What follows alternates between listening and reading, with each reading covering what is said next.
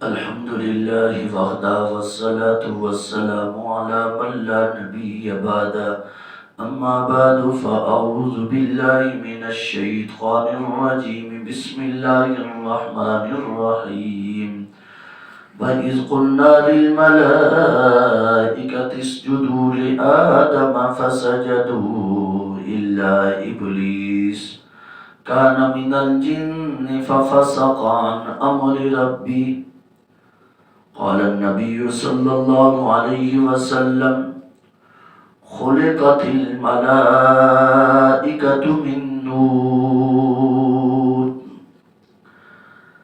وخلق الجان من نار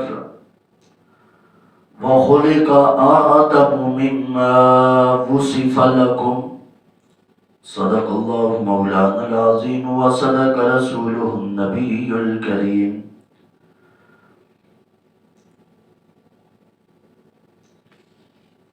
آج میرا موضوع جو ہے وہ عالم جن اور شیاطین کے متعلق مسلمانوں کا عقیدہ بیان کرنا ہے۔ اس میں جنات کی ابتدا، جنات کی پیدائش کی اصل اور جنات کی اقسام، جنات اور شیاطین کے رہنے کی جگہ اور جنات اور شیاطین کا طرز زندگی کس طرح رہتے ہیں اور جنات اور شیاطین کی شکلیں کیسے ہوتے ہیں جنات، تو ان میں سے صرف دو کو انشاءاللہ آج ذکر کروں گا کہ عالم جن بھی کائنات میں اللہ تعالیٰ کے پیدا کیے ہوئے دوسرے عالموں کی طرح ایک مستقل عالم ہے، اور شیطان اس عالم کا سردار ہے، شیطان اس عالم کا سردار ہے۔ اللہ تعالیٰ نے قرآن کریم کی متعدد صورتوں میں شیطان کا ذکر کر کے اس سے بچنے کی بار بار تنبیہ فرمائی ہے۔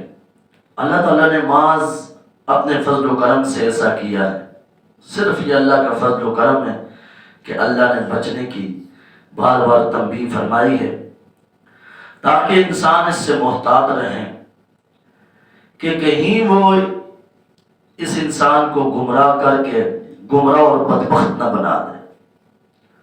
اور شیطان کون ہے، اس کے بارے میں علامہ سیوطی رحمۃ اللہ علیہ فرماتے ہیں کہ لفظ شیطان کا لغت عرب میں ہر سرکش نافرمان پر اطلاق ہوتا ہے۔ لفظ شیطان کا ہر سرکش اور نافرمان پر اس کا اطلاق ہوتا ہے، اور جنات کی اس مخلوق پر اپنے رب سے اس کے سرکش اور نافرمان ہونے کی وجہ سے ہی شیطان کا اطلاق کیا گیا ہے۔ شیطان کا اطلاق کیا گیا ہے، اور شیطان کا معنی کیا ہے؟ شیطان شطن سے مشتق ہے، جس کے معنی ہے بلائی سے دور ہونا یا دور کرنا۔ لفظ شیطان قرآن کریم میں 88 بار اس کا ذکر ہوا ہے، اور جس شیطان کا ذکر اللہ تعالیٰ نے اپنی کتاب قرآن کریم میں کیا ہے تو وہ عالم جن میں سے ہے۔ چنانچہ سورہ قاف میں جو آیت سورہ قاف کی آپ حضرات کے سامنے میں نے تلاوت کی ہے، وَإِذْ قُلْنَا لِلْمَلَائِكَةِ اسْجُدُوا لِآدَمَ فَسَجَدُوا إِلَّا إِبْلِيسَ، یعنی جب ہم نے فرشتوں سے کہا کہ آدم علیہ السلام کو سجدہ کرو تو سب نے سجدہ کیا مگر ابلیس نے نہ کیا۔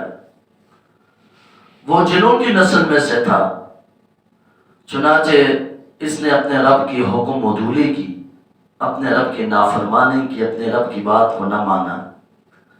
امام ابن تیمیہ رحمہ اللہ تعالی فرماتے ہیں کہ یہاں سے معلوم ہوا کہ جنات کا باپ شیطان ہے، جیسا کہ حضرت آدم علیہ السلام انسانوں کے باپ ہیں۔ آدم علیہ السلام جس طرح انسانوں کے باپ ہیں، اس طرح یہ شیطان جو ہے یہ جنات کا باب ہے، یہ جنات جو ہے اس کی ذریت میں سے ہیں۔ تو شیطان کی ابتدا کیا ہے؟ شیطان پہلے اللہ تعالیٰ کی عبادت کیا کرتا تھا اور ملائکہ کے ساتھ آسمانوں پر ہی رہتا تھا۔ یہ پھر اس وقت اپنے رب کی نافرمانی کا مرتکب ہوا جب اللہ تعالیٰ نے حضرت آدم علیہ السلام کو سجدہ کرنے کا حکم فرمایا تو محض تکبر و برتری، غرور، ظلم اور حسد کی وجہ سے،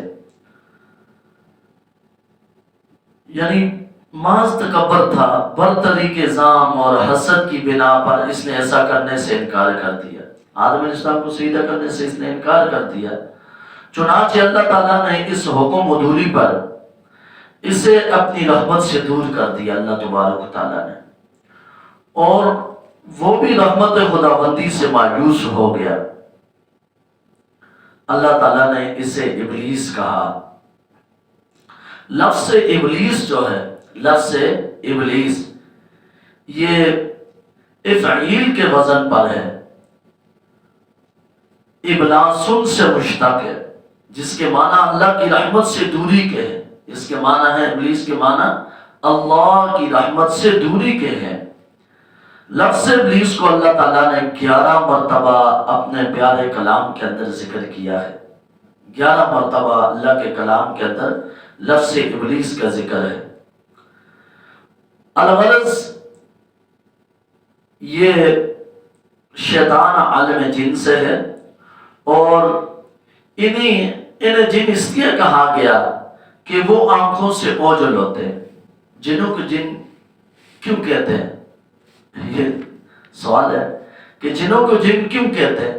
اس لیے جنوں کو جن کہتے ہیں کہ یہ انسانوں کی آنکھوں سے اوجھل ہوتے ہیں، انسانوں کی آنکھوں سے اوجھل ہوتے ہیں، نظر نہیں آتے۔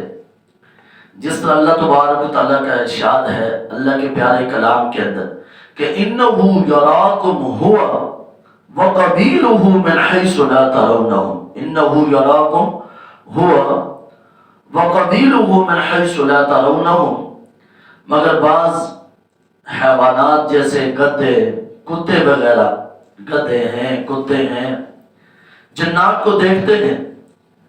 جیسے حضرت جابر رضی اللہ تعالی عنہ کی روایت، ان سے روایت ہے کہ اللہ کے پیارے محبوب صلی اللہ علیہ وسلم نے فرمایا کہ اذا سمعتم نباح الكلاب ونحیق الحمیر فتعوذوا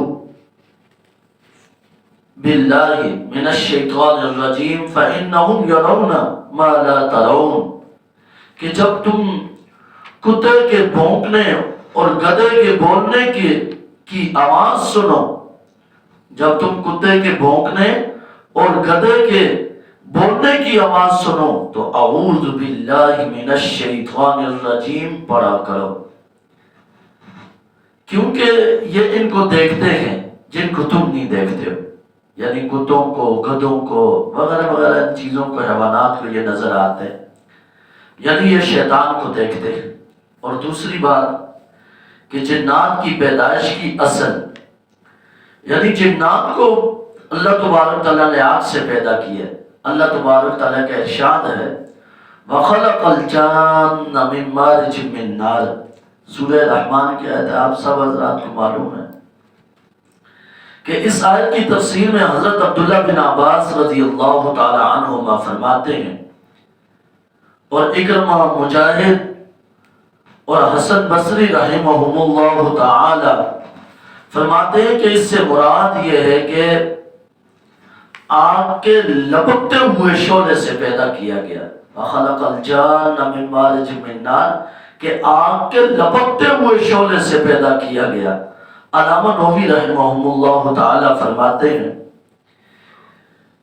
علامہ نووی رحمہ اللہ تعالیٰ نے شرح مسلم میں لکھا ہے کہ مارج آگ کے اس شعلے کو کہتے ہیں جس میں سیاہی بھی ہو، مارج آگ کے اس شعلے کو کہتے ہیں جس میں سیاہی بھی ہو۔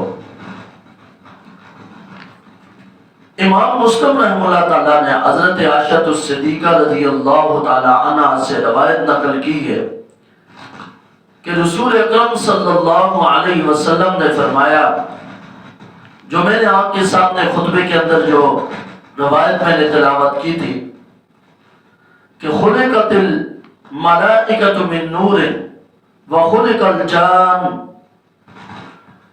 من نار وخلق آدم مما وصف لكم، یہ مسلم شریف کی روایت ہے۔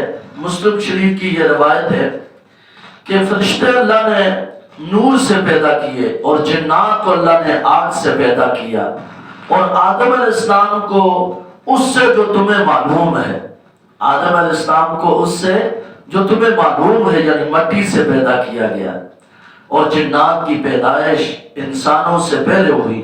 اللہ تبارک و تعالیٰ کا ارشاد ہے اپنے کلام کے اندر، اللہ تبارک و تعالیٰ فرماتے ہیں کہ والجان خلقناه من قبل من نار السموم، والجان خلقناه من قبل من نار السموم، یہ سورہ حجر 27واں پارہ ہے، اس کے اندر یہ آیت ہے، اور جنوں کو ہم نے پہلے ہی پیدا کر دیا تھا بڑھتی آگ سے۔ علامہ ابن عبد البر اندلسی رحمۃ اللہ علیہ فرماتے ہیں کہ اہل لغت و کلام کے نزدیک جنات کے چند مراتب ہیں۔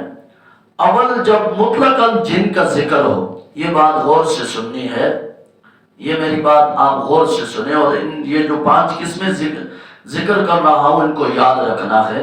آخری بات ہے کہ پہلی قسم کے جب مطلقاً جن کا ذکر ہو تو جنی کا لفظ استعمال کرتے ہیں، مطلقاً جن کا ذکر ہو تو جنی کا لفظ استعمال کرتے ہیں۔ اور دوم، اگر اس سے مراد لوگوں کے ساتھ رہنے والا، اس سے مراد لوگوں کے ساتھ رہنے والا جن ہو تو اسے عامر کہتے ہیں۔ اور نمبر 3، اسے عامر جس کی جمع عمار ہے۔ اور نمبر 3، اگر بچوں سے الجھنے والا اور ان کو چھیڑنے والا ہو، بچوں سے الجھنے والا اور ان کو چھیڑنے والا ہو تو اسے روح کہا جاتا ہے۔ اور چوتھی قسم، پھر اگر زیادہ خبیث اور الجھنے والا ہو، زیادہ خبیث اور الجھنے والا ہو تو اسے شیطان کہا جاتا ہے، اسے شیطان کہتے ہیں۔ اور 5ویں قسم کہ اگر اس سے بھی معاملہ بڑھ جائے، اس سے بھی معاملہ آگے کا ہو، اس سے بھی معاملہ بڑھ جائے اور بہت ہی قوی اور طاقتور ہو تو عفریت کہلاتا ہے، بہت ہی طاقتور ہو تو عفریت کہلاتا ہے۔ انشاءاللہ یہاں سے آگے اللہ کے فضل و جس طرح قرآن میں ذکر ہے قال عفریت من الجن انا آتیک بہ قبل ان تقوم من مقامک، کہ کہا جنات میں سے عفریت نے کہ میں تیرے لیے اس جگہ سے اٹھنے سے پہلے اسے لے آؤں گا۔ تو انشاءاللہ یہ 5 قسمیں میں نے آپ کے سامنے جو ذکر کی ہیں۔ پہلی قسم ہے جب مطلقاً جن کا نام آئے تو اسے جنی کا لفظ استعمال کرتے ہیں۔ دوم، اگر اس سے مراد جو لوگوں کے ساتھ رہنے والا جن ہو تو اسے عامر جس کی جمع عمار ہے۔ اور نمبر 3 کہ اگر بچوں سے الجھنے اور ان کو چھیڑنے والا ہو تو اسے روح کہا جاتا ہے۔ اور نمبر 4، پھر اگر زیادہ خبیث اور زیادہ الجھنے والا ہو تو اسے شیطان کہتے ہیں۔ اور اگر اس سے بھی زیادہ الجھنے والا، زیادہ قوی ہو، زیادہ طاقتور ہو تو انہیں عفریت کہا جاتا ہے، جس کا قرآن میں ذکر ہے سورہ نمل کے اندر۔ تو انشاءاللہ اسی سے آئندہ انشاءاللہ جمعے والے دن آپ حضرات کے سامنے انشاءاللہ میں ذکر کروں گا، یا اتوار والے دن انشاءاللہ پھر جب محفل ہوگی تو انشاءاللہ ذکر کروں گا کہ جنات کیا ہیں کیا نہیں ہیں۔ اس بارے میں انشاءاللہ آپ کو جنات کی قسمیں، یہ اس بارے میں انشاءاللہ آئندہ آپ سے ذکر کروں گا۔ وآخر دعوانا ان الحمدللہ رب العالمین۔